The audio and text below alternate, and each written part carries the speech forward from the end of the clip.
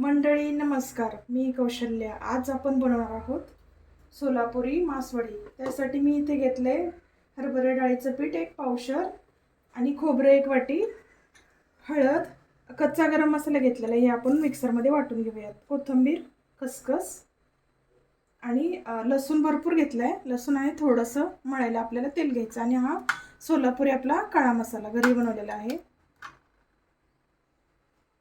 आता आपण सुरू करूया. हे खोबरं किसून घेऊयात.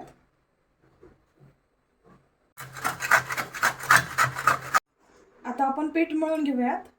थोडंसं मी हळद टाकते, थोडंसं मीठ टाकायचं आणि चपातीचं पीठ जसं मळतं तसं आपण पीठ मळून घेऊयात. थोडंसं तेल टाकूयात, हाताला चिटकणार नाही म्हणजे. थोडं थोडं पाणी टाकून पीठ मळून असं चपातीचं जसं असेल तसं मळायचं. कारण हे पीठ मऊ असतं, चाळून घ्यायचं, त्याच्यामुळं पाणी जास्त लागत नाही. पाणी एकदम नाही टाकायचं, हळूहळू टाकून असं घट्टसर पीठ मळून घ्यायचं. चपाती लाटता येईल असं पीठ मळून घ्यायचं. झालं आपलं पीठ मळून. हे पीठ आता आपण थोडे वेळ झाकून ठेवूयात आणि ह्याचा मसाल्याची तयारी करूयात. हे आता आपण गरम मसाला वाटून घेऊयात. कच्चा आहे, सगळं मिक्स आहे. शाही जिरं आणि सगळे मसाले आहेत. कच्चा गरम मसाला आपण वाटून घेऊयात. हे गरम मसाला आपण ह्याच्यामध्ये टाकूयात. मी खोबरं टाकलं थोडंसं, कारण थोडा मसाला असल्यामुळे वाटलं नाही तर खोबऱ्याबरोबर एकदम बारीक झालाय. या कच्च्या गरम मसाल्यामुळे इतकी भारी मासवडी होते ना की खूपच भारी होते. आता आपण हे लसूण आणि कोथिंबीर मिक्सरला वाटून घेऊयात.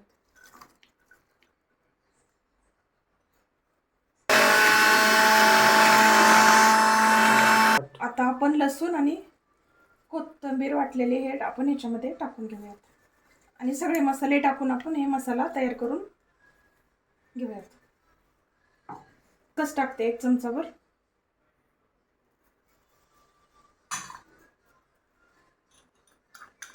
मीठ 1 चमचा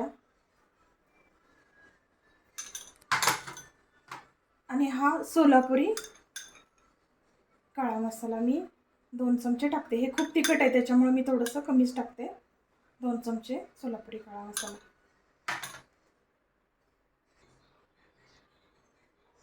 थोडीशी हळद. आता हा मसाला आपण चांगला कालवून घेऊयात.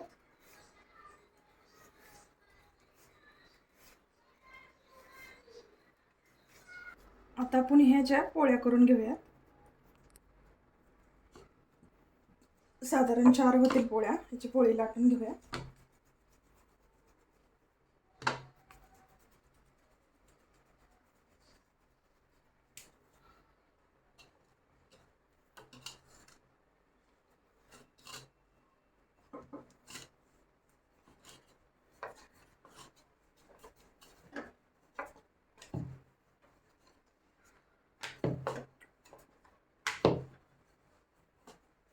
जास्त पातळ पण नाही आणि जास्त जाड पण नाही, अशी मध्यम अशी पोळी लाटून घेऊयात.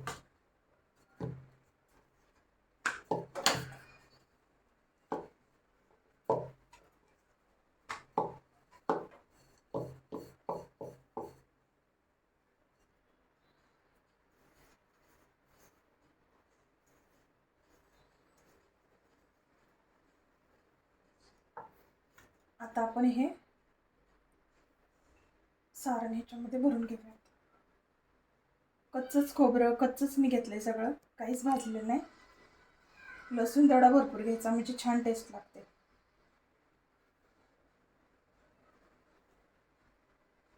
आता हे असं भरून घ्यायचं पूर्ण, भरपूर असं,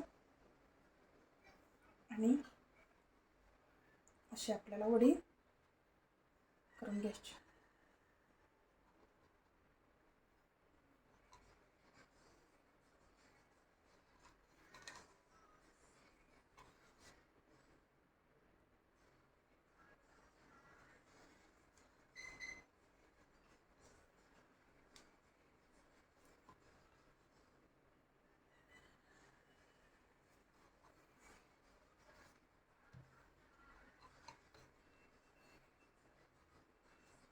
आता मी या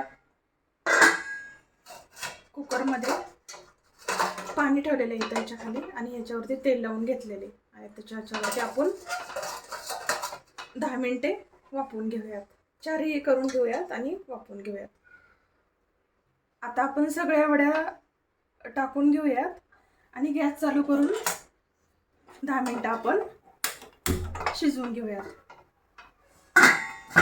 हे झालं.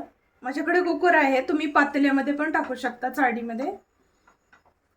झालं. आता आपल्या वड्या हे 10 मिनिटं आपण मीडियम गॅसवरती शिजवून घेऊयात. आता आपण हे गॅस बंद करूयात. 10 मिनिटं झालेली आहेत. हे आपल्या वड्या शिजलेल्या आहेत.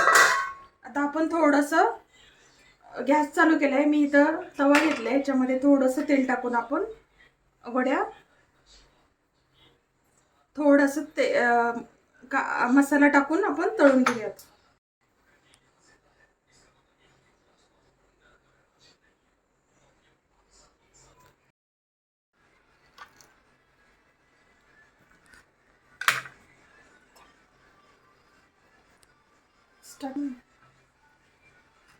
आता आपण ह्या वड्या अशा कापून घेऊयात आणि थोड्याशा तेलावरती आपण परतून घेऊयात. थोडासा आपला सोलापुरी काळा मसाला टाकून आपण वड्या थोड्याशा तेलात, फक्त जास्त नाही,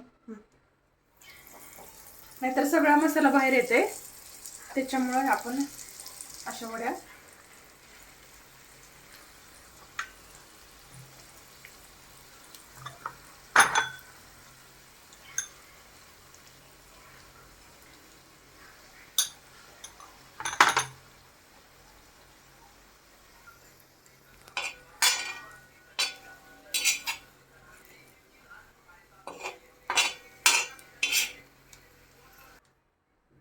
थोडंसं तेल टाकून सगळ्या तळून घ्यायचं. असंच खाल्लं तरी चालतं, नाही तळले तरी चालतात. हे असं आपण एक वडी बाजूला ठेवलेली मी. किती सुंदर झालेत ना. ह्या वड्या आपण ढोवळ्या जेवणामध्ये, कुठल्या कार्यक्रमामध्ये घेऊन जातात आपल्या महाराष्ट्रामध्ये. थोडासा काळा मसाला,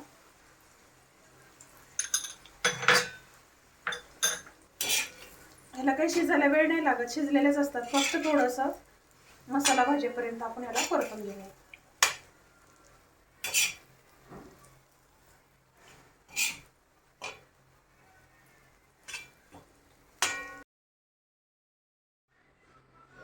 अशा पद्धतीनं मासवड्या नक्की करून बघा, तुम्हाला खूप आवडतील. मला तर खूप आवडतात ह्या वड्या.